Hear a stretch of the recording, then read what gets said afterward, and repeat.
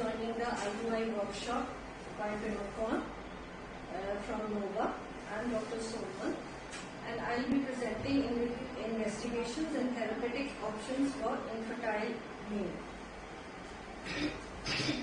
So when we talk about male infertility, we are usually talking about abnormal semen parameters, while there may be other factors also which may play a role in male infertility. And rarely patients with normal sperm parameters may have sperms that are incapable of fertilization. Moreover, we cannot label all azoospermic men as sterile because there may be some focal active spermatogenesis going on in their testes, and they can have sperm production with treatment. So, coming to the indications of IUI, of course, besides the abnormal semen parameters, it is also an alternative to vaginal intercourse where there is erectile or ejaculatory dysfunction or some psychosexual problems. And if we have to use donor semen, if the sperm functions are impaired, the rationale of IUI is to increase the sperm concentration at the site of fertilization. As we can see here, the incidence of male infertility is similar to that of the female infertility, that is up to 30 to 35%. So we should be investigating the couple together. The male also should be simultaneously investigated along with the female partner. Coming to the physiology of the male partner, it is the hypothalamo-pituitary testicular axis which leads to the production of sperms in the seminiferous tubules when the pituitary secretes FSH and LH, and the testosterone secreted by the interstitial cells has a negative feedback on the interior pituitary. This is important because the causes of infertility also can be hypothalamo-pituitary or in the testicular factors or the outlet factors. So, the causes can be pre-testicular, testicular and post-testicular. Pre-testicular being hypothalamo-pituitary, can be Kalman syndrome, congenital pituitary insufficiency, hyperprolactinemia, or exogenous hormones, which androgen intake which is taken by sportsmen very occasionally. Testicular could be genetic or it could be any infection or Sertoli cell syndrome or varicocele, which is quite common, inflammation, any cancer, radiotherapy, chemotherapy. Post-testicular is usually the ejaculatory obstruction, could be congenital as associated with cystic fibrosis where there is congenital bilateral absence of vas, inflammation, vasectomy, or there is formation of anti-sperm antibodies. So while we are evaluating the male, besides the semen analysis, we should be having a complete medical history as well as the physical examination. In the history, we take the duration of infertility, whether it's primary or secondary infertility. We look at the nutritional status of the male partner, any history of alcohol, drug and tobacco abuse. History of androgen intake is very, very common in sportsmen and others who are into bodybuilding. That leads to abnormal sperm parameters. Any occupational exposure to heat or working in a seated position for a long time, chronic diseases like diabetes, hypertension, thyroid or hyperprolactinemia also result in abnormal semen parameters, malignancy, radiotherapy, any history of chemotherapy, any associated immunological causes, inflammation, erectile or ejaculatory dysfunction, any history of surgery, inguinal or orchidopexy. The examination should be done by a urologist, and we look for gynecomastia where if present could be associated with hormonal disturbances, scanty body or facial hair, any scars of inguinal or scrotal surgery, hypospadias, phimosis, and testicular size is usually between 4 to 5.5 centimeters, and any signs of varicocele. So if we find that we have some abnormal examination finding, we should go in for total ultrasound, and transrectal ultrasound is an important investigative tool to look for occult testicular tumors, any cysts of epididymis, ejaculatory obstruction, testicular volume, widening of the bladder neck in retrograde ejaculation. Coming to the investigations, we should be doing the routine blood investigations for the male partner along with the semen analysis. We don't give importance to the routine investigations, and we found that many chronic diseases can be diagnosed on just routine investigations. And if we find that any abnormal semen analysis is there, then we should go in for special tests like FSH, LH, testosterone levels, thyroid, prolactin, postcoital test. And karyotype is not a routine test. It is only done usually in azoospermic males, because abnormal karyotype is found in almost 15 to 16% of azoospermic men, and some may be due to Klinefelter syndrome. And in patients who have sperm count less than 1 million, abnormal karyotypes are found in those patients. And also patients with congenital bilateral absence of VAS also carry a mutation for cystic fibrosis, the CFTR gene. So these are the guidelines for the semen collection. Abstinence should be between 2 to 7 days. If it's less than 2 days, we get the count could be low, and if the abstinence is more than 7 days, the motility is affected. And if the first sample shows some abnormal finding, then a second sample should be taken, and the period between the two samples should be at least 15 days. The method of collection is preferably masturbation in a clean wide mouth container at room temperature. Coitus interruptus is not recommended. Condoms, because of they have spermicidals, is also not recommended.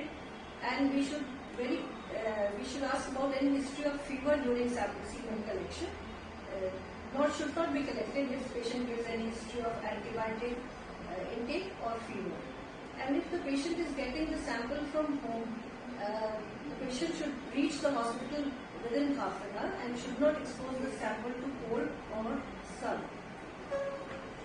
So these are the WHO criteria for the semen parameters, and these are the low reference range, which means that the semen volume should be more than 1.5 ml.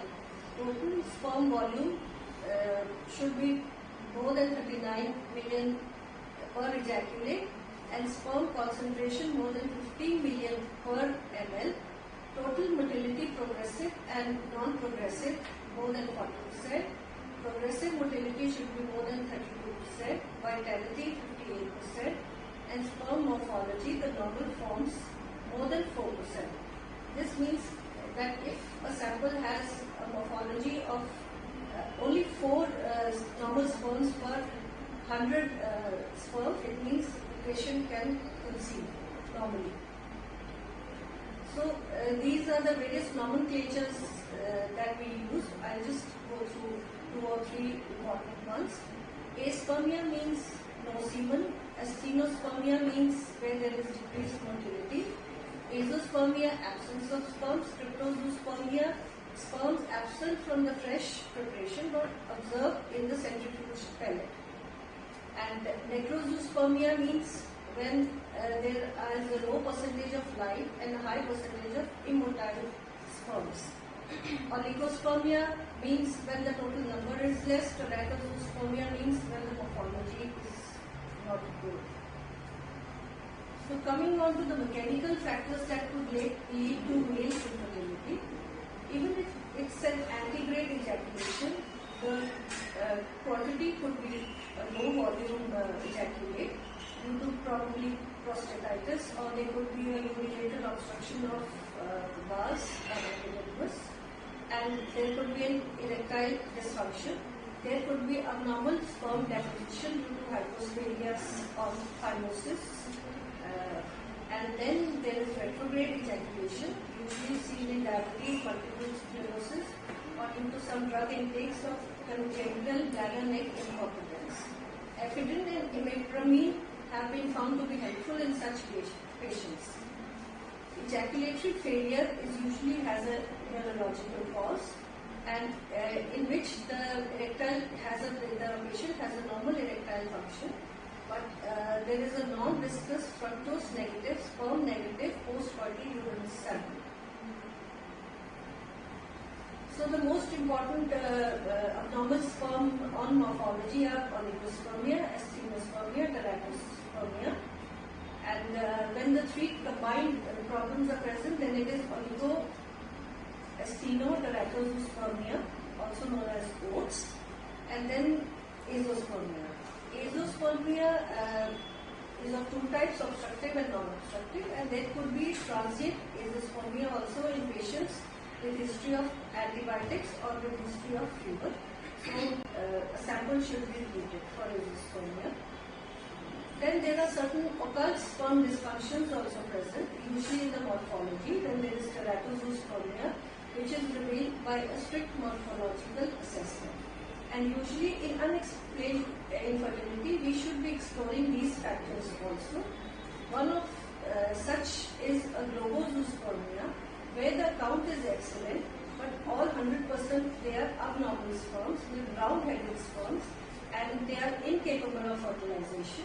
And usually the patient may say, my count is excellent, but nothing is wrong with me. But this could be one of the factors. Even on ICSI, the fertilization rates of such patients is poor, but however, pregnancies have been reported in such patients. Then there is necrozoospermia, where the sperms are non-motile, or they may be live or dead, and that we have to differentiate by eosin-indocin staining, and it could be due to chronic prostatitis, long-term antibiotics, and antioxidants also. And ICSI can help in such patients if we find some live sperms on the sample, or if normal sperms are present in the testes. Then there are immunological factors also. Anti-sperm antibodies may impair sperm motility, and this happens when blood testis barrier is broken. Then the surface antigens get attached to sperm and affect its motility, and it has high incidence of anti-sperm antibodies has also been found in males with cystic fibrosis. Here the cervical penetration is impaired, and for this post-coital test is very helpful, and we can try a corticosteroid therapy in such patients. So management of patients in which we have some abnormal sperm parameters, we should encourage regular coitus. Drug, alcohol intake and smoking has to be curtailed, and if the patient, if the male partner is taking androgens, they should be immediately stopped. Occupational therapy also should be advised to the patients and treat any existing health problems. Antioxidants are helpful. Antibiotics can be given if we suspect any inflammation. Varicocele, if present, should be treated surgically. So a little bit about reactive oxygen species. These are present in the seminal fluids, and these assist the sperms in their capacitance. But however, due to pollution, due to cigarette smoking, alcohol intake or exercise and elevated temperatures, oxidative stress leads to poor sperm quality. So with lifestyle modification and varicocectomy and with antioxidant treatments, we can improve the sperm quality. So this is a Cochrane database of systematic reviews, a recent publication in 2019, which goes in favor of antioxidants in male infertility and should be given for at least 60 days before repeating the semen analysis. Again, clomiphene is very abundantly used in male infertility, and this study published in Fertility Strategy in 2010 goes in favor of a clomiphene treatment, where total pregnancies of 11 was achieved and was statistically significant. So coming to the assisted reproduction, who all need it? Most couples with abnormal semen parameters requires ART. But which technique to use, whether IUI, IVF, it depends on the pre-watch sperm harvest. We are talking about the total motile sperm count.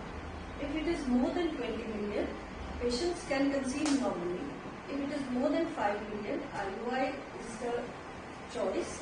And if the total motile sperm count is less than 5 million, IVF or HC is advised. Usually in the labs, the common labs that do semen analysis, they never take the total motile sperm into account. They usually have the total sperm count. And that does not give us any indication of the treatment that is best suited to the patient. And we should be giving genetic counseling to the patient if the semen sperm count is less than 1 million. And how do we calculate the total motile sperm count? Is the volume of the semen sample multiplied versus sperm concentration into the number of percentage of the progressive sperms. So this is the report, this is how we give it in our NOVA labs. Though the picture is not very clear, I would like to, do we have a pointer here? Here. So the concentration of the sperms, as we can see, is 85 million per ml. The volume being 2.5 ml. So when we multiply 85 by 2.5, the total sperm count comes out to be 215 million. And since the progressive sperms are 42%, 42% of 215 comes out to be the total motile sperms is 90.3 million. And here we see the morphology, we go by the strict Kruger's criteria. The normal in this sample is 2%, hence the diagnosis of teratozoospermia.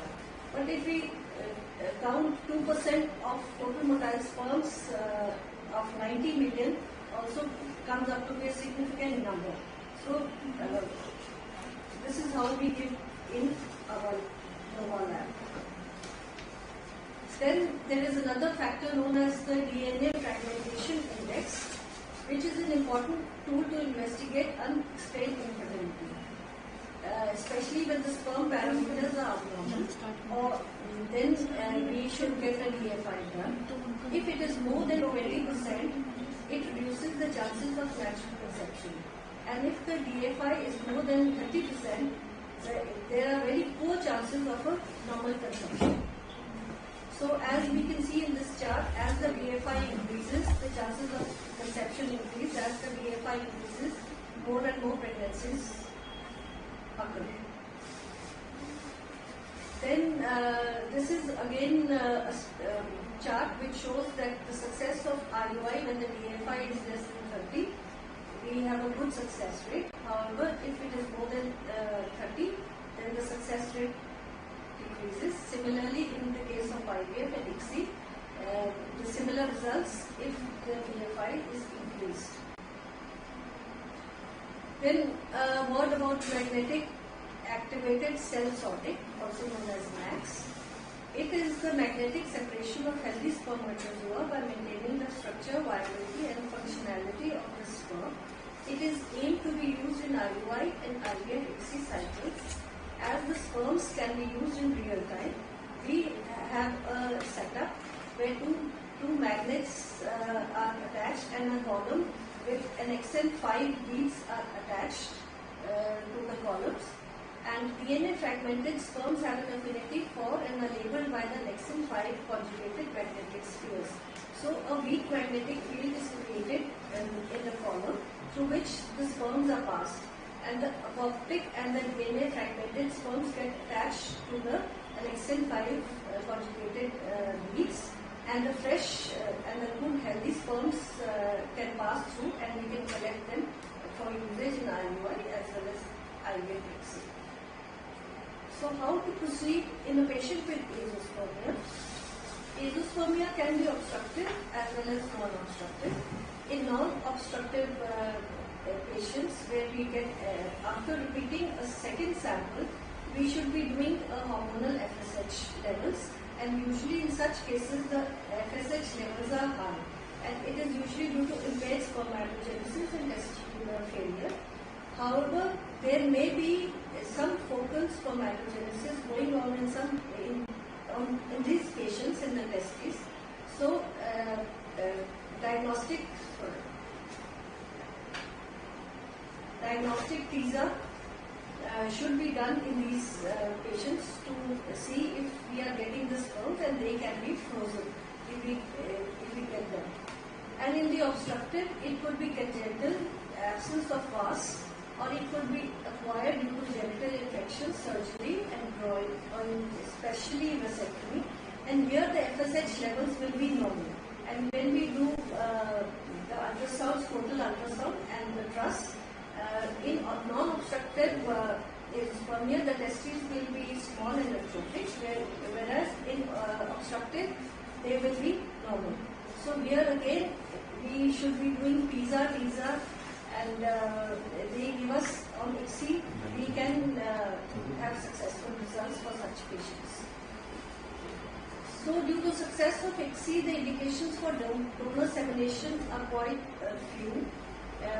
Usually with patients with testicular failure, going for donor insemination where there are economic constraints, and when there are severely abnormal semen parameters, or there is any hereditary disease in the male partner, and even in HIV positive male partner, donor insemination is counseled. So the indications for ICSI are neurological infertility in the male partners, severe oligoasthenospermia, obstructive azoospermia, non-obstructive azoospermia where there is focal spermatogenesis, and ejaculation. So what is the take-home message? Normal sperm parameters does not necessarily mean healthy sperms. So a meticulous semen analysis in a standard laboratory should be done. Poor conception rates are in males with high DNA fragmentation, healthy lifestyle and correcting any underlying pathology, and new modalities of sperm selection like MAX can benefit carefully selected segment of patients, and patients should be shifted to IVF exceed 2 to 3 phase cycles of IUI.